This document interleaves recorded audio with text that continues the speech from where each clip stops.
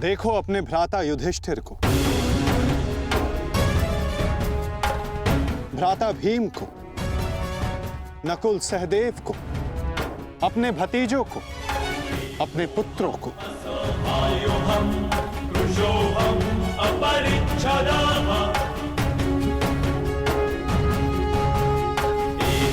तुम्हें क्लेश है कि इनमें से ना जाने कौन कौन काल कलवित होगा।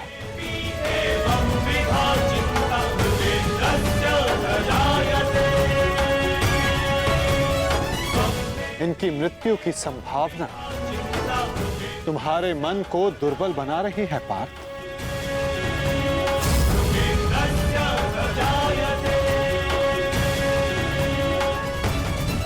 परंतु पार्थ, क्या ये वास्तविकता में धर्म के पक्षधर हैं? तुम्हें प्रतीत होता है कि ये सब निरपराध मारे जाएंगे। तो बताओ, कौन है जो अपराधी नहीं, जो दोषी नहीं? यदि युधिष्ठिर स्वयं का अधिकार राज्य पर मानते हैं, तो इसमें दुर्योधन का क्या दोष? क्या उनकी माता पहले गर्भवती नहीं हुई थी? क्या यह सत्य नहीं कि युधिष्ठिर ने अपना राज द्यूत क्रीड़ा में लगाया, जिसे दुर्योधन ने जीता? यदि दुशासन ने अपनी ज्येष्ठ की आज्ञा मानकर द्रौपदी का वस्त्र हरण करने का अपराध किया, तो तुम चारों ने भी अपनी ज्येष्ठ की आज्ञा मानकर अपनी पत्नी का अपमान होने दिया।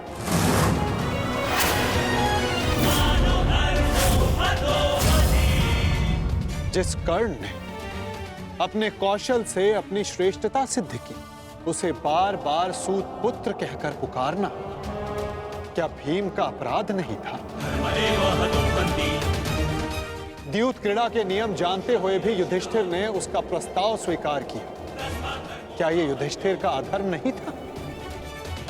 तो बताओ पार्थ, कहां धर्म है और कहां अधर्म? कौन दोषी है और कौन निर्दोष? बोलो पार्थ।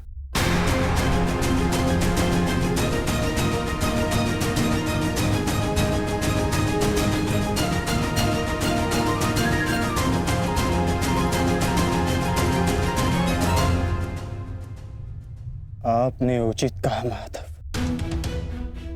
दोनों ही पक्षों में धर्म भी दिखता है और अधर्म भी। परंतु मैं क्या करूं? अपना कर्तव्य जानो पार्थ, चूंकि तुम अभी तक धर्म का स्वरूप नहीं जान पाए हो। उचित कहा आपने। मेरा अंग अंग कांप रहा है, मंद हो गई है। कांधे हाथ से बार बार सरक रहा है। मैं इस महाविनाश का पूर्व अनुमान करके चिंतित हो गया। कोई अपमान इतना बड़ा नहीं,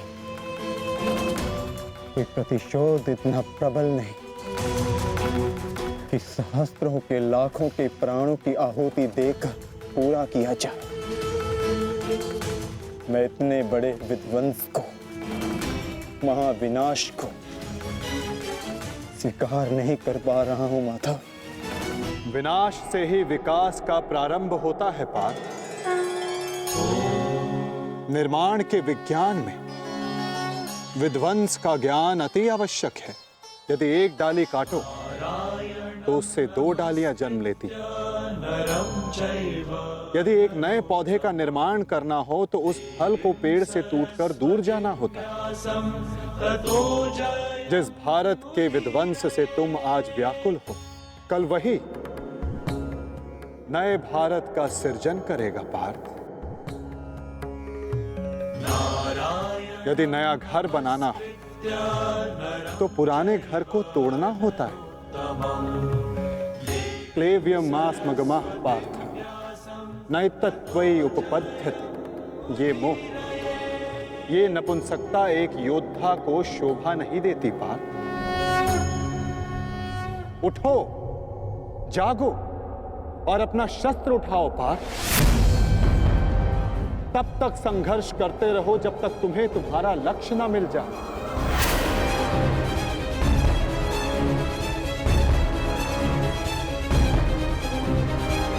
शस्त्र उठाओ?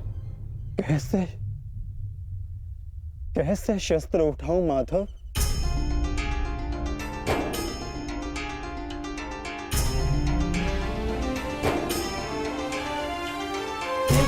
धर्मं च लोभं च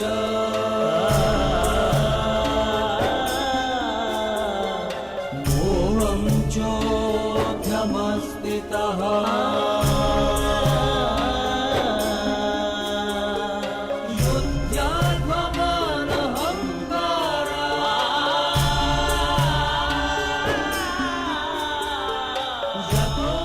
जिनकी सेवा और आज्ञा पालन करना जीवन का धर्म है, उन पितामह पर, आचार्य द्रोण पर कैसे शस्त्र उठाऊं मैं? कैसे माधव? ये कौरव हैं तो मेरे भाई ही ना, सबकी धमनियों में एक ही रक्त है। इन्हें मारकर इंद्रप्रस्थ तो क्या, इंद्रलोक भी मिले तो क्या लाभ?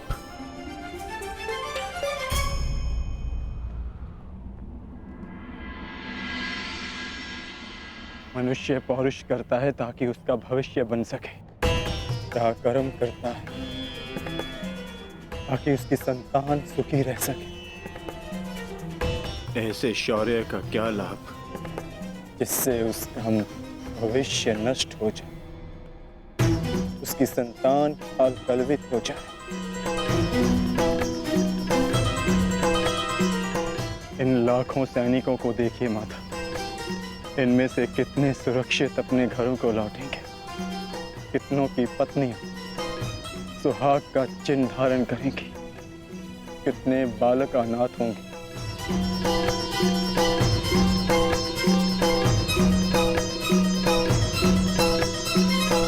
कौन बचेगा उन्हें धर्म और भविष्य सिखाने के लिए?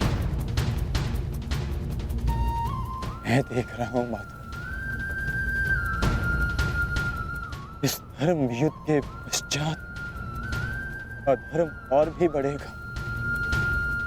कुरुकुल का ही नहीं, पूरे भारत का विनाश होगा। आज के नियम टूटेंगे। क्या भविष्य को यही आशा है हमसे? तर्क बुद्धिमतपूर्ण है पार्थ, परंतु अर्थ मूर्खतापूर्ण। क्या नष्ट हो जाएगा? कैसा दुख होगा पार्थ? यदि वृक्ष के कुछ पत्ते झड़ जाएं, तो वो दुख का कारण नहीं होते पार्थ। पत्तों के जन्म का तात्पर्य वृक्ष को जीवन देना होता है, स्वयं का जीवन जीना नहीं। ठीक उसी प्रकार मनुष्य का जीवन और मरण, उसका केवल एक ही लक्ष्य होता है पार्थ, समाज में सुख, समाज में धर्म स्थापना। और आज ये समाज तुमसे यही युद्ध मांग रहा है, युद्ध मांग रहा है, युद्ध मांग रहा है, युद्ध मांग रहा है। मैं कह चुका हूं कि विनाश से उद्भाव प्रारंभ होता है। आज समाज में भेदभाव, लोभ, लालच विष बनकर व्याप्त हो रहा है।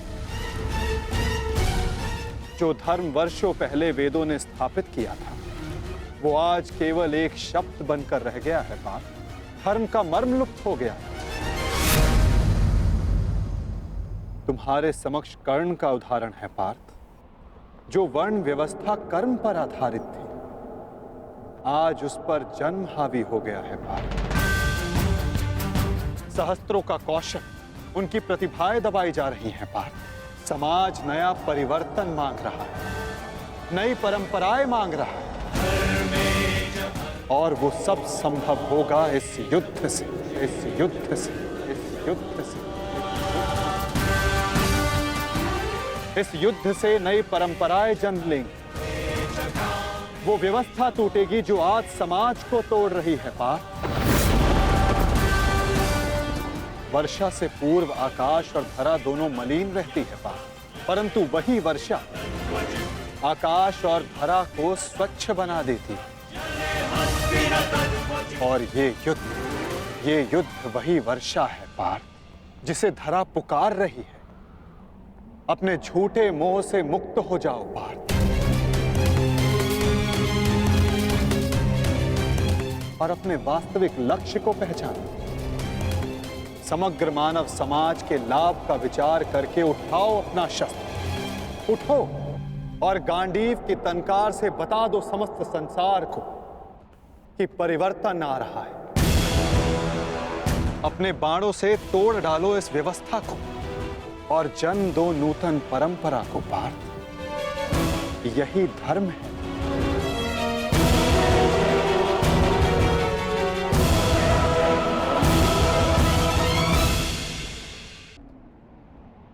मैं आपके शब्द सुन पा रहा हूं माधव, परंतु इनका अर्थ हृदय तक नहीं जाता। मन संशय से इतना भरा है, शस्त्र उठाने में स्वयं को असक्षम पाता हूँ। मोह का आवरण उन बनकर दृष्टि के समक्ष धर्म का संशय, मन अपनों की हानि के विचारों से भरा है। संसार को कैसे देखूं?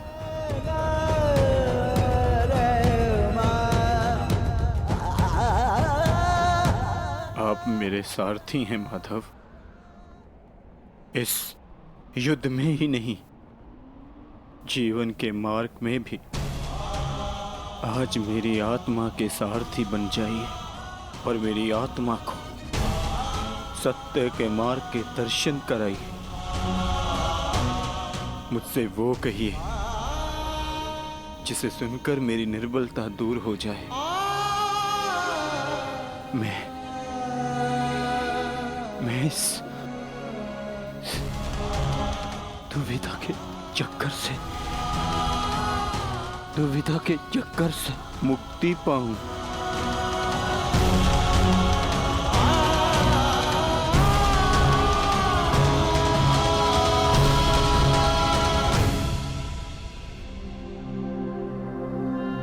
पार्थ,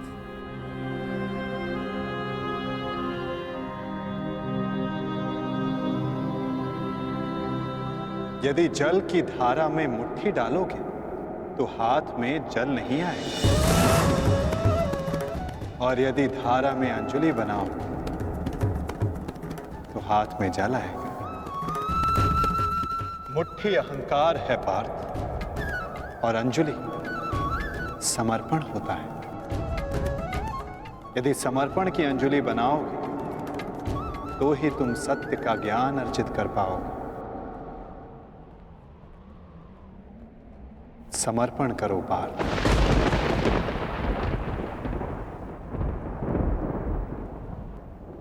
मैं समर्पण करता हूँ, समर्पण करता हूँ, समर्पण करता हूँ, समर्पण करता हूँ।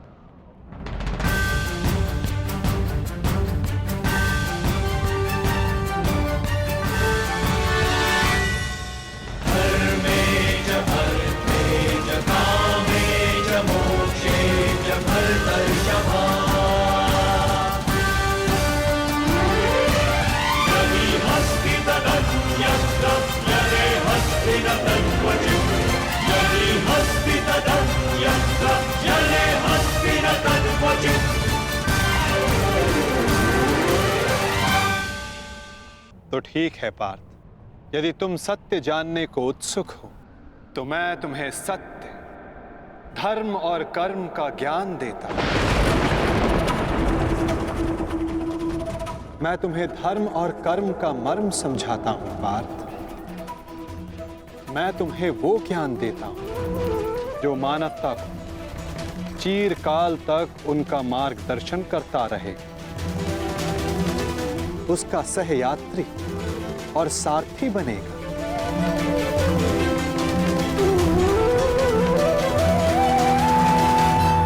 तो समर्पण भाव से सुनो पार्थ, वो ज्ञान जो मैं तुम्हें अर्पण करने वाला हूं।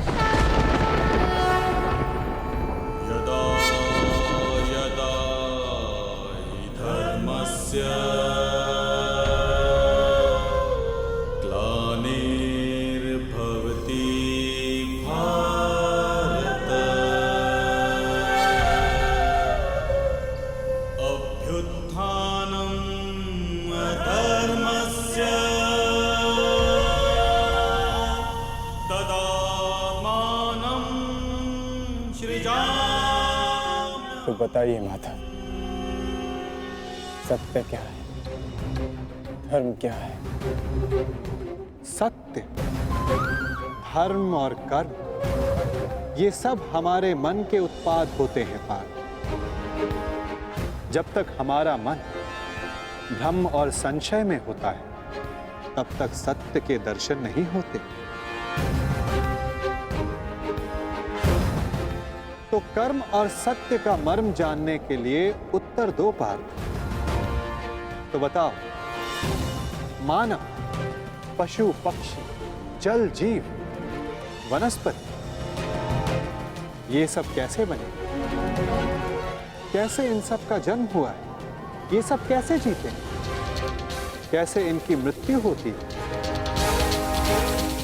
और मृत्यु के पश्चात ये सब कहां जाते हैं? विचार करके उत्तर देना पार्थ।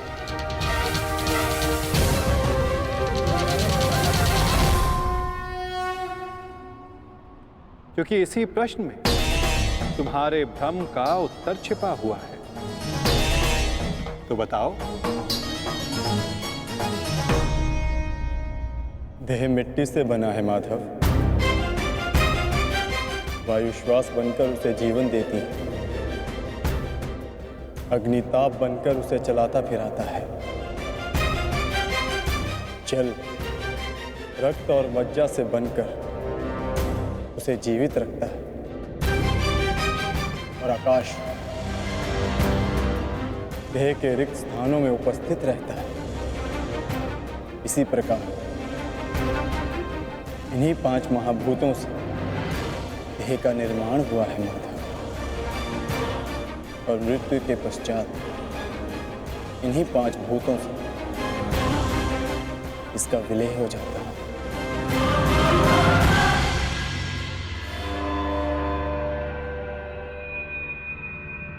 तो इसका अर्थ ये हुआ पार्थ कि मेरा, तुम्हारा, महामहिम भीष्म और आचार्य द्रोण, हम सब का देह इन 5 महाभूतों से बना है, जिसे अंततः उन्हीं में मिल जाना है। तो मोह किसका पार्थ? इस माटी से बने देह का?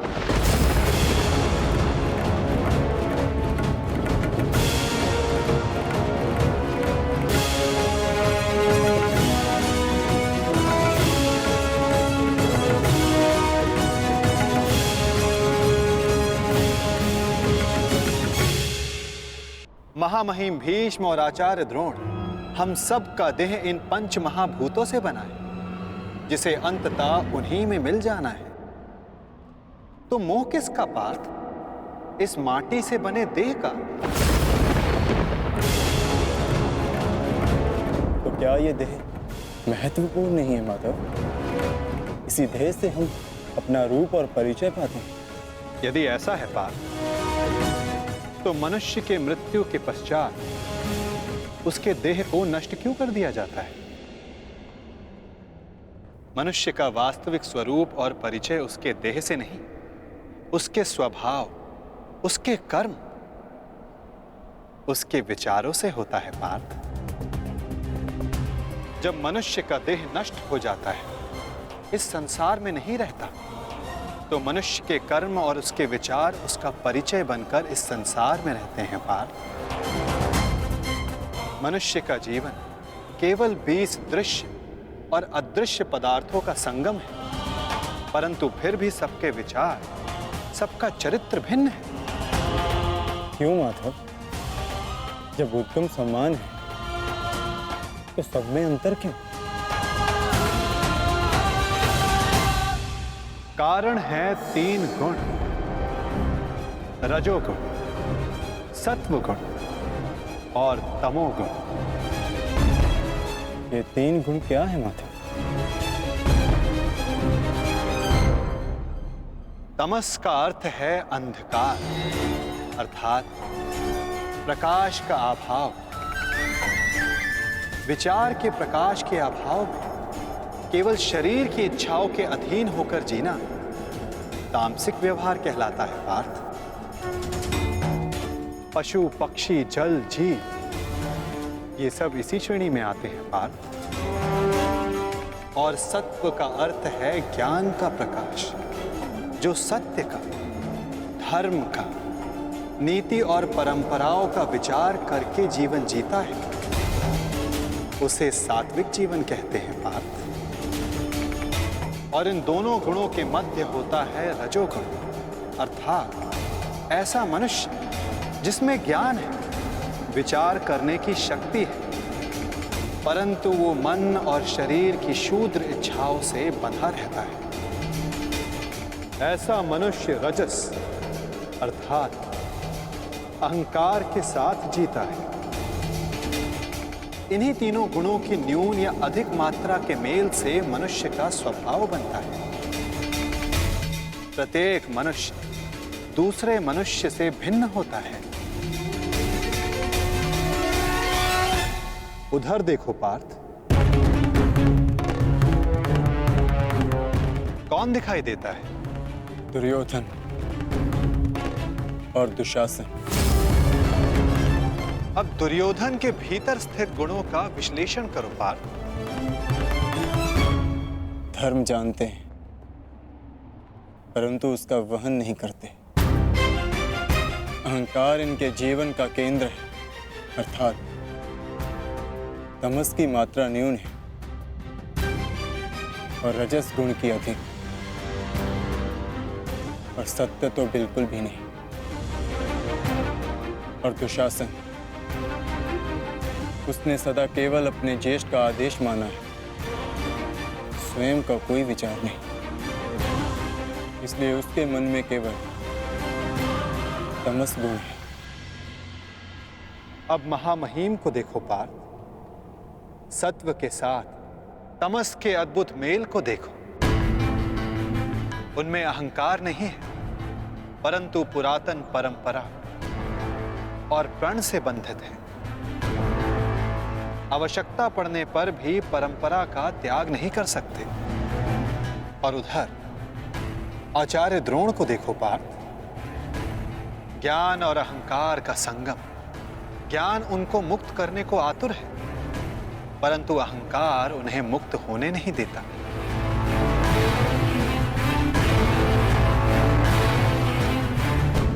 परंतु माधव, यदि मनुष्य का स्वभाव इन गुणों के मेल से आकार पाता है,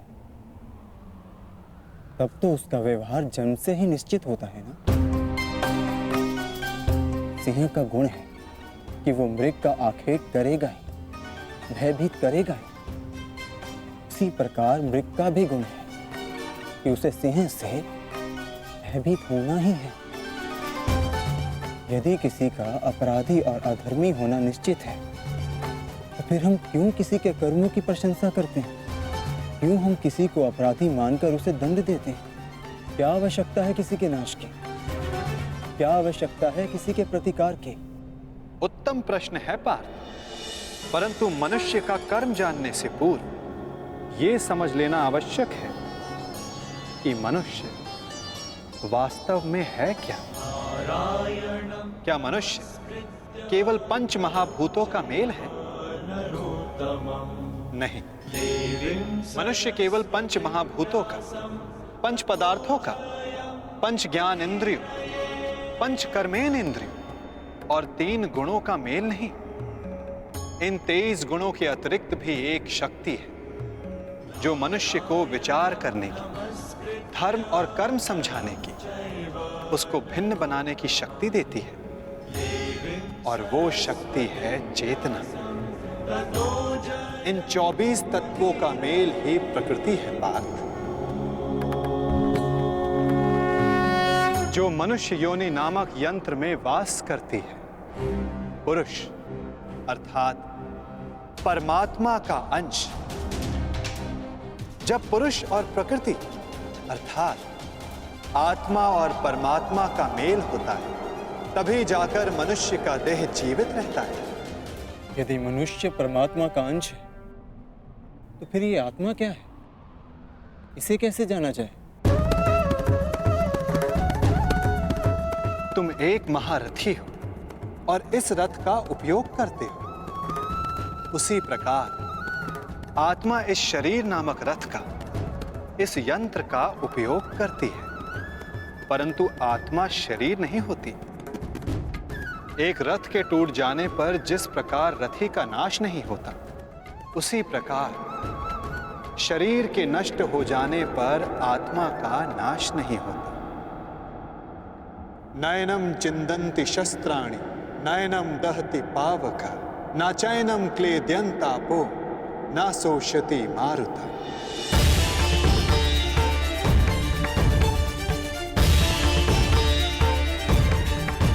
आत्मा को ना कोई शस्त्र छेद सकता है, ना अग्नि उसे जला सकती है, ना जल उसे डुबो सकता है, ना वायु आत्मा को सुखा सकती है। आत्मा अजर है, आत्मा अमर है, अमर है, अमर है, अमर है। आत्मा शरीर से जुड़े होने के पश्चात भी वो शरीर से अलग है। ना हन्यते हन्यमाने शरीरम पार्थ। शरीर की हत्या की जा सकती है, परंतु आत्मा की हत्या नहीं की जा सकती। वो अचल है, स्थिर है, वो सनातन है, सर्वव्यापी है।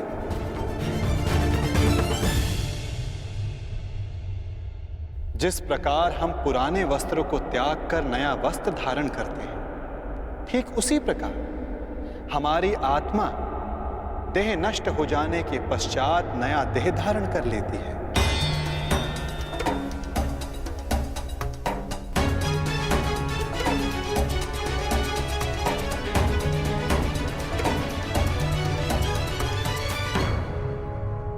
परंतु स्वयं को देह ना जानकर मैं आत्मा को कैसे जान सकता हूं माधव?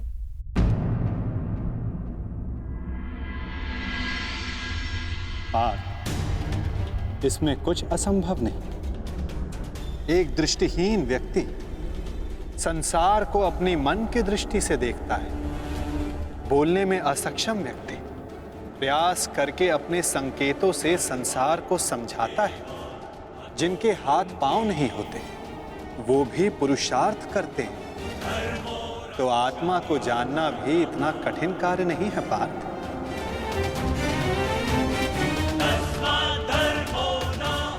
जिस प्रकार मूर्छित होने पर शरीर गिर जाता है, कुछ करने योग्य नहीं होता, परंतु जीवित रहता है, उसी प्रकार आत्मा से अनजान व्यक्ति मूर्छित शरीर के समान होता है। वो जीवित रहता है, परंतु कर्म और धर्म को समझ नहीं पाता है। जो मनुष्य अपने भीतर जाकर उस परमात्मा के अंश की खोज करता है, वो जान जाता है कि वो केवल इंद्रियों का संगम है, केवल ये शरीर नहीं, केवल भाव नहीं, वो स्वयं को आत्मा के रूप में पहचान लेता है।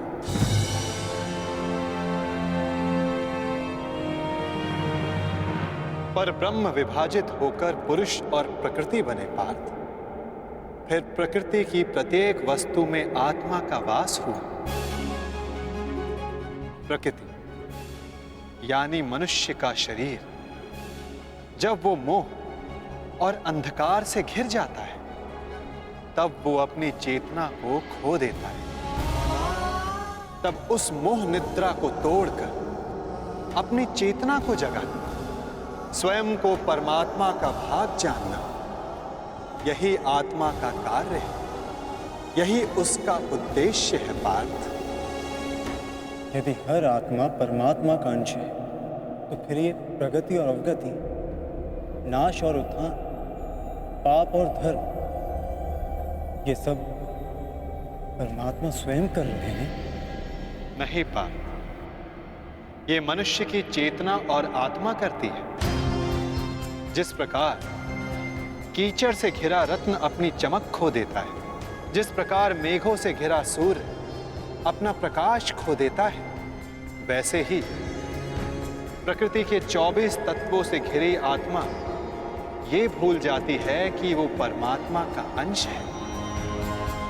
उसे लगता है कि ये देह ही सब कुछ है, देह के अतिरिक्त भी उसका कोई अस्तित्व है, इसका उसे भान ही नहीं रहता। वो केवल देह की संवेदना को ही ज्ञान मानती है। हानि लाभ, सुख दुख, स्वाद गंध, स्पर्श श्रवण, बस इसे ही अपना अनुभव मान लेती है। वो पाप करती है। जो आत्मा परिवर्तन का प्रयत्न नहीं करती, जो अधर्म करते रहती है, उसको जागरूक करने के लिए दंड देना अनिवार्य होता है पार्थ। उसके जागरण के लिए युद्ध अनिवार्य होता है।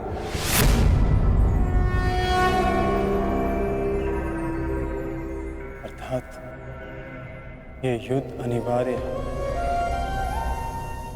मैं शरीर नहीं।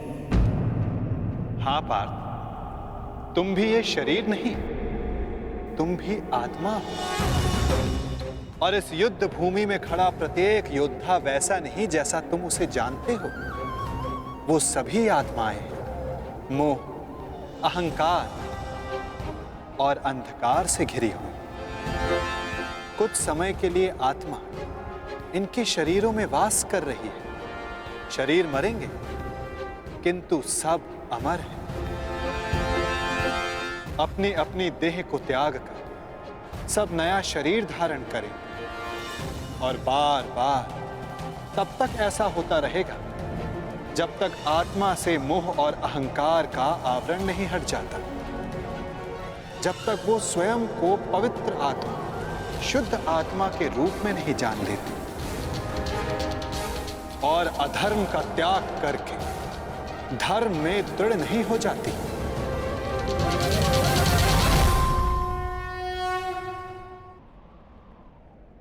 ब्रह्म विद्या का पहला पाठ यही है पार्थ। तुम क्या खोने से डरते हो? तुम क्या साथ लाए थे जो तुम वापस ले जाओगे? जिसने जन्म लिया है उसे एक ना एक दिन अवश्य मरना होगा, और जो मरेगा उसे फिर से जन्म लेना होगा। यही महाज्ञान सांख्य योग है पार्थ।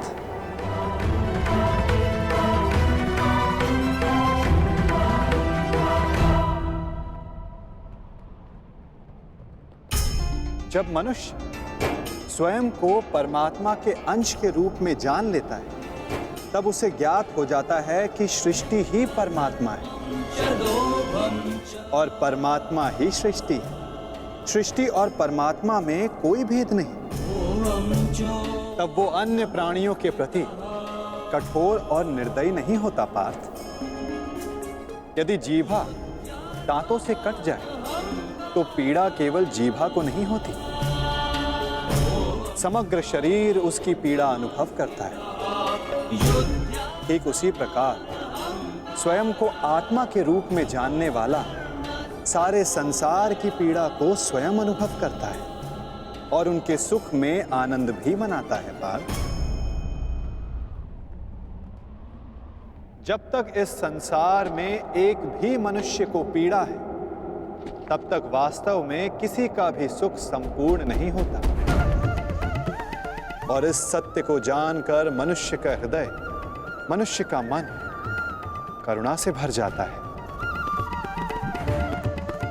करुणा ही धर्म है पार्थ। जिस मनुष्य पर तमस गुण छाया होता है वो निर्दयी, कठोर और स्वार्थी होता है। वो अपने सुख के लिए दूसरों को दुख देता है, परमात्मा की ओर गति नहीं करता। अर्थात परमात्मा से दूर ले जाने वाले मार्ग का नाम अधर्म है पार्थ।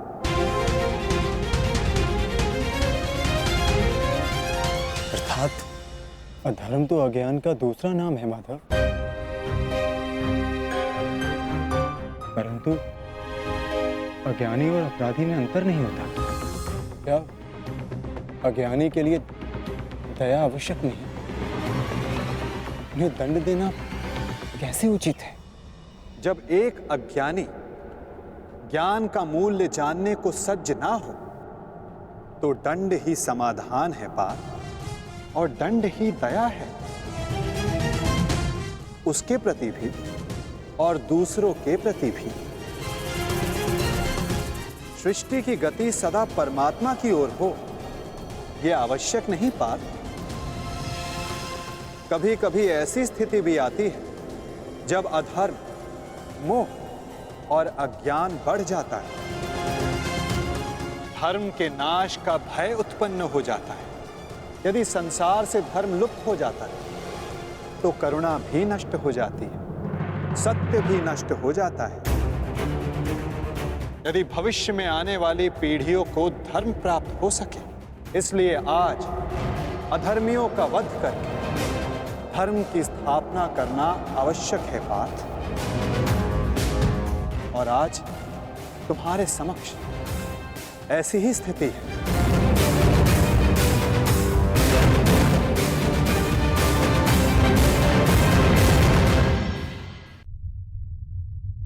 और धर्म स्थापना का कर्तव्य तुम्हारा है पार्थ। अपनी निर्बलता त्यागो पार्थ और युद्ध के लिए सज्ज हो जाओ।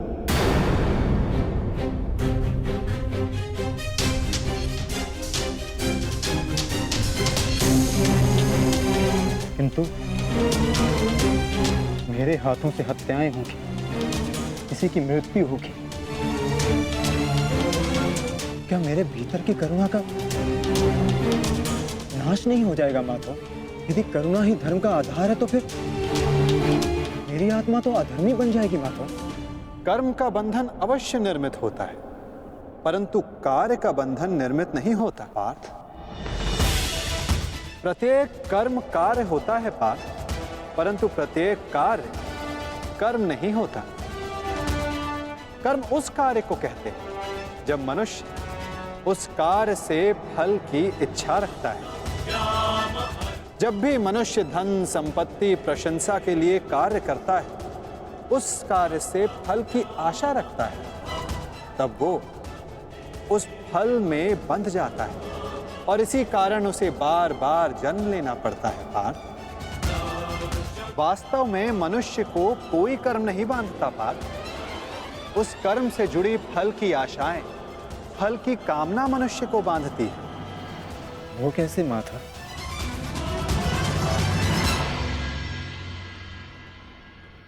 यदि तुम्हें इस युद्ध में विजयी होने की आशा है तो पराजित होने पर तुम्हें भीषण दुख होगा पार्थ।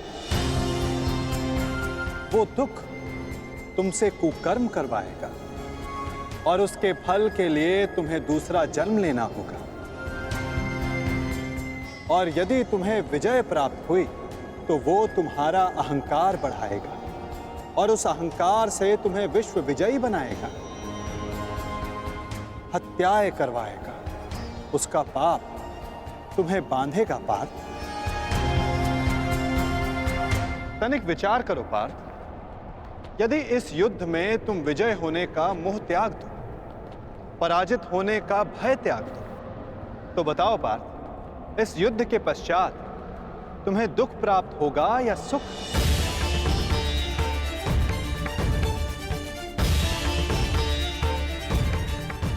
ना सुख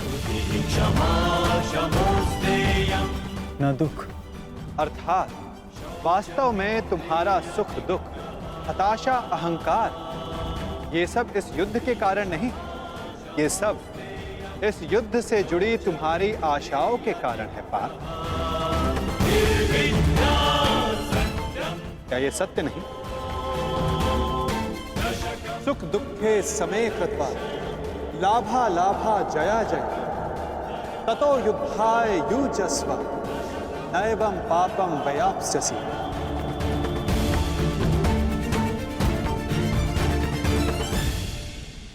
पार्थ, सुख और दुख को समान मानकर हानि और लाभ का विचार किए बिना यदि तुम ये युद्ध करोगे पार्थ, तो तुम पाप के भोगी नहीं बनोगे।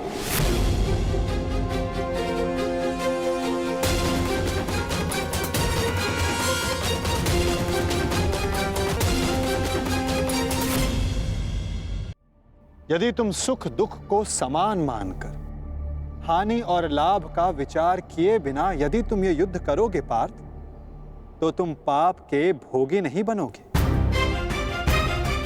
इसी को कर्मयोग कहते हैं। जो सांख्य योग का ज्ञान प्राप्त कर लेता है, जो ये जान लेता है कि आत्मा ही शरीर है,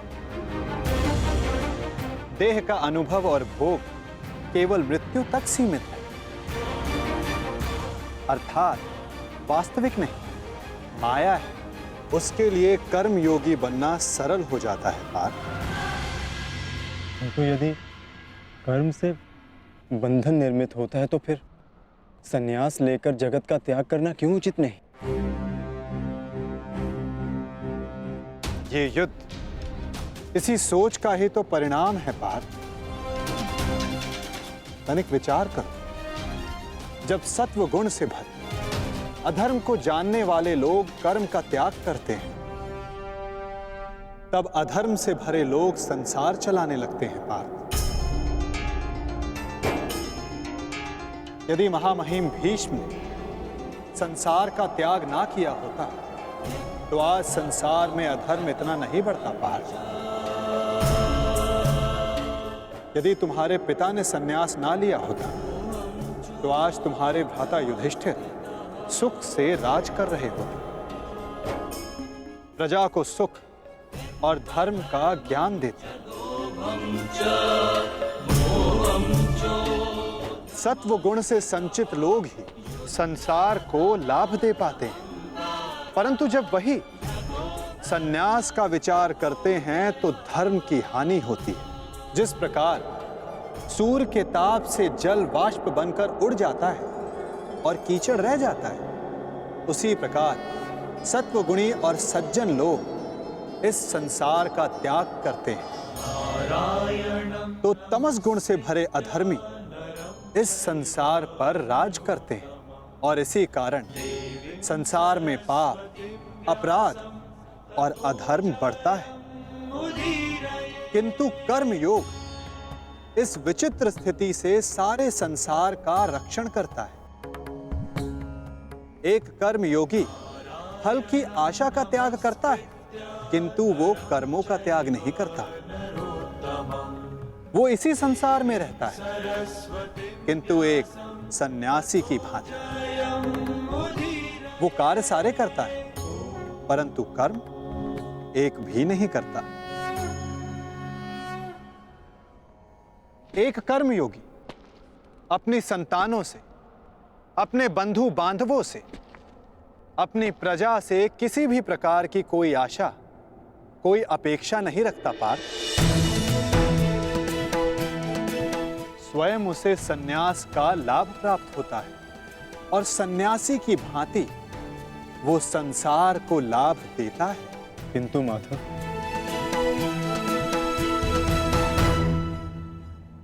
मनुष्य अपनी संतानों को सुखी रखने के लिए परिश्रम करता है, वो अपनी संतानों से अपेक्षा कैसे ना रखे माधव? तो बताओ पार्थ, मनुष्य अपनी संतानों के लिए जो कुछ भी करता है, क्या वो उसका प्रेम है या उसका व्यापार? अवश्य ये प्रेम ही है माधव। तो फिर अपने कार्यों का प्रतिफल पाने की इच्छा क्यों पार्थ? भविष्य का लाभ तो व्यापार में देखा जाता है, प्रेम में नहीं। यदि मनुष्य अपनी संतानों का चरित्र निर्माण उचित रूप से करेगा, अपनी संतान को प्रेम और धर्म के संस्कार देगा, तो संतान भी मनुष्य को सम्मान और सुरक्षा अवश्य देगी। पार्थ, संतानों का निर्णय, स्वजनों का व्यवहार उनके कर्म है। दूसरों के कर्मों पर यदि मनुष्य को कोई अधिकार नहीं, तो फिर व्यर्थ आशाएं और अपेक्षाएं रखने का क्या प्रयोजन। पार्थ, यदि गहन विचार करोगे तो तुरंत ही जान पाओगे, जीवन में ऐसा कोई कार्य नहीं जिसके साथ आशा या अपेक्षा जोड़ना अनिवार्य हो। कर्म योग का मूल सिद्धांत यही है पार्थ। जो मनुष्य ये जान लेता है कि वो स्वयं कुछ नहीं करता, उसी के हाथों महत्वपूर्ण कार्य होता है। कर्मण्येवाधिकारस्ते मा फलेषु कदाचिन मा कर्म फले हेतुर्भूर्व ते संगोस्त विकर्मणि। तुम्हें अधिकार केवल कर्म करने का है पार्थ, फल तो ईश्वर के हाथों में। इसलिए ना कर्म से भागना उचित है, ना कर्म से फल की इच्छा रखना उचित है। कार्य पूर्ण रूप से तभी संपन्न होता है जब उसके साथ फल की आशा ना जुड़ी हो। असफलता से दुखी होकर जिसका मन नहीं डोलता, वही मनुष्य सफलता का मनोरथ पूर्ण कर पाता है। वही बार बार सफलता भी प्राप्त करता है। कार्य सफल हो या निष्फल, यदि उस कार्य के साथ फल की आशा जुड़ी है तो मनुष्य को हानि ही होती है। पार्थ, ध्यायतो विषयां पुंसः संगस्तेषुपजायते संगात संजायते कामा कामात् क्रोधोऽभिजायते क्रोधात् भवति सम्मोहः सम्मोहात् स्मृति विभ्रमः स्मृति ब्रह्मशात् बुद्धिनाशः बुद्धिनाशत प्रणश्यति। फल की आशा कामना है, और कामना का स्वभाव है कि वो कभी भी पूर्ण रूप से संतुष्ट नहीं हो सकती। असंतोष कारण होता है क्रोध के जन्म, और इसी क्रोध से अहंकार और मोह जन्म लेता है। यदि सद्ज्ञान पाने की इच्छा ना हो तो सद्ज्ञान पाने की बुद्धि कहां से आएगी? और बुद्धि के जाने पर अनुचित प्रकार के कार्य होने लगते हैं। अनुचित कार्य करने वाला अपराधी होता है, और अपराधी दंड का पात्र होता है, समाज में तिरस्कार का पात्र होता है।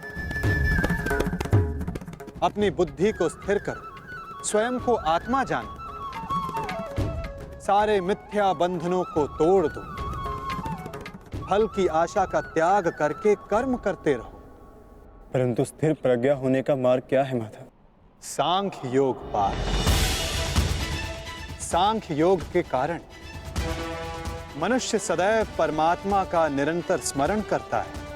परमात्मा के निरंतर स्मरण से उसके हृदय में समर्पण का भाव जागृत होता है, और उसे ही भक्ति कहते हैं। पार्थ, भक्ति से मनुष्य को सत्य और असत्य का ज्ञान प्राप्त होता है, और उस ज्ञान से मनुष्य को परमात्मा के दर्शन होते हैं। जो परमात्मा के दर्शन कर लेता है वो वास्तव में कर्मयोगी बनता है। वो जन्मों के फेरों से छूटकर, उससे मुक्त होकर मोक्ष को प्राप्त करता है। सभी आत्माओं का अंतिम लक्ष्य वही है, और धर्म का अंतिम चरण भी वही है। पार्थ,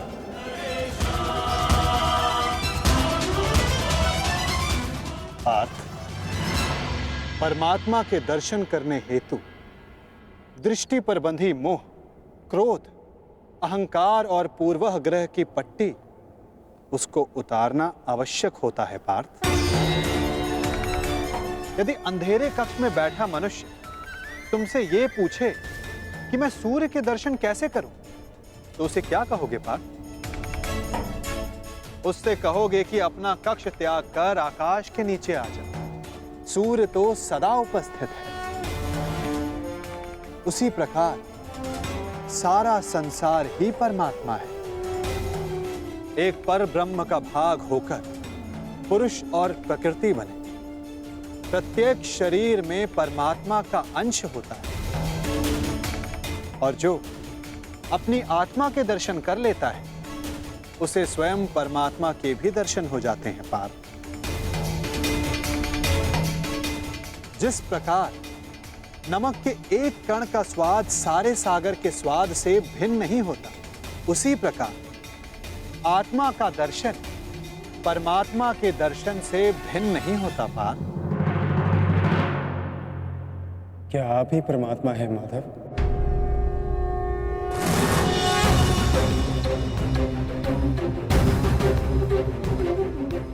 अवश्य, केवल मैं ही नहीं, तुम भी परमात्मा हो अर्जुन। केवल तुम जागरूक नहीं, मैंने वो जान लिया है कि मैं ही समस्त संसार, इस संसार का कण कण हूं। मैं ही सूर्य चंद्र ग्रह और नक्षत्र हूं। मैं ही सारे मनुष्य हूं।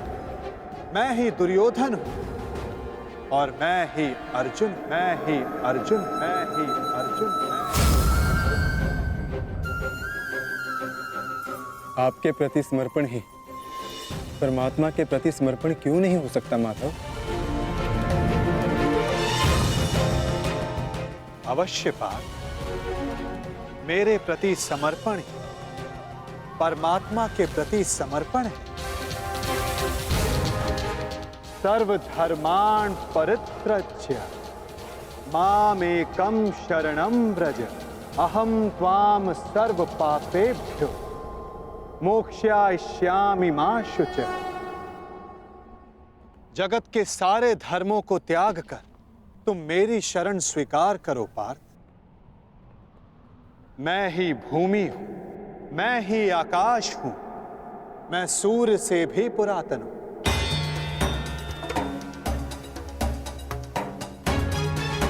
मैं किसी वृक्ष पर खिली कली से भी नया हूं। मैं ही स्वर्ग और नरक को धारण करने वाली शक्ति हूं पार्थ। किंतु वो कैसे संभव है माधव? आपका जन्म बहुतों ने अपने जीवन काल में देखा है। आपकी माता जीवित है, जिनके गर्भ में आपका शरीर बना। आप पुरातन और अविनाशी कैसे हो सकते हैं माधव?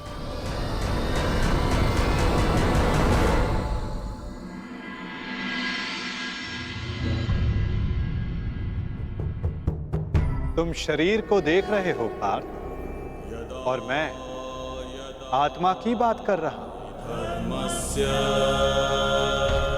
मेरे अनेक जन्म हुए, मैंने अनेक अवतार धारण किए, मेरे अनेक शरीर बने और मिट्टी में मिल गए। आगे भी मैं अनेक बार जन्म लूंगा पार्थ।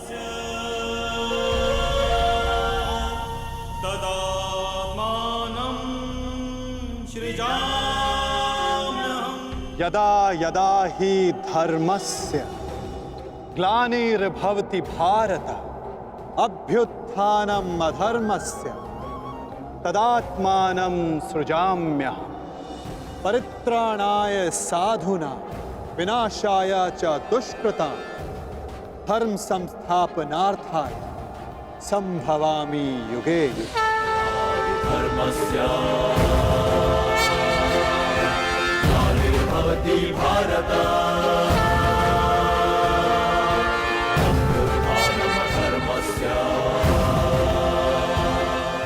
जब जब संसार में अधर्म बढ़ता है पार्थ, जब साधुओं को मुक्त कराने का समय आता है, जब अधर्मियों का नाश निकट होता है, तब धर्म की स्थापना करने मैं स्वयं जन्म लेता हूं।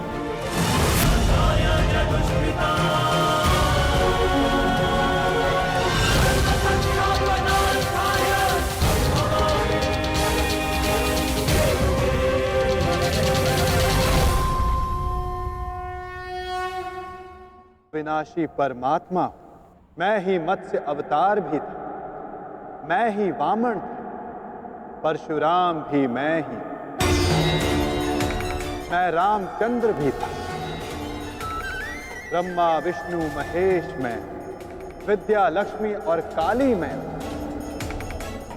ना पुरुष ना स्त्री ना नपुंसक, मैं ना शरीर हूं ना शरीर का अंग हूं। मैं ही ज्ञान, मैं ही चैतन्य, मैं ही सृष्टि और मैं ही परब्रह्म।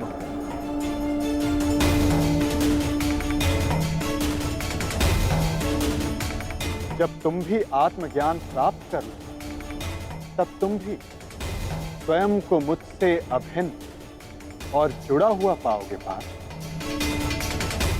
तब तुम भी मेरी ही भांति स्वयं को परमात्मा के रूप में जानोगे। परंतु ये पद प्राप्त करने के लिए तुम्हारा मेरे प्रति संपूर्ण समर्पण अनिवार्य है पार्थ। और ये समर्पण क्या है माता? समर्पण वास्तव में मन की ऐसी स्थिति है पार्थ, जहां मनुष्य सारे संकल्प त्याग देता है। वो ना स्वयं कोई निर्णय लेता है ना कोई प्रण लेता है। उसको जैसा आदेश मिलता है वो वैसा ही कार्य करता है।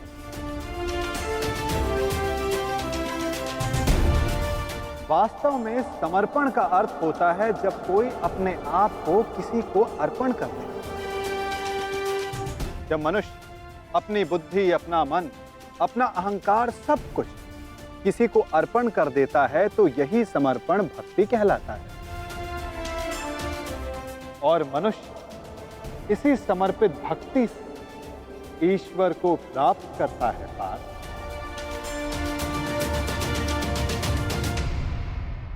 माधव, पत्नी का समर्पण पति की ओर होता है, युद्ध का समर्पण सेनापति की ओर होता है। शिष्य के मन में गुरु भक्ति होती है। क्या ये सारी भक्तियां एक समान होती हैं? क्या इन सभी को ईश्वर की प्राप्ति होगी? नहीं पार्थ, मनुष्य जिसके प्रति समर्पित रहता है उसी के रूप में ढलने लगता है। उसके मन में ना संदेह जन्मता है ना प्रश्न। दुष्ट मनुष्य के प्रति जिसका समर्पण होता है उसके कार्य भी दूषित हो जाते हैं। अंगराज कर्ण धर्म को जानते हुए भी दुर्योधन के अधर्म को समर्पण दिया। इस समर्पण से कर्ण को ईश्वर की नहीं दंड की प्राप्ति हो।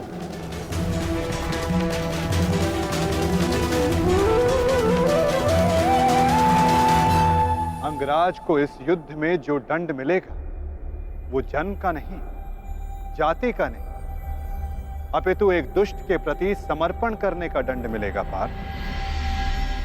इसलिए समर्पण भी उत्तम भाव के प्रति होना आवश्यक है। जैसा भाव वैसी भावना और वैसे ही भक्ति पार्थ।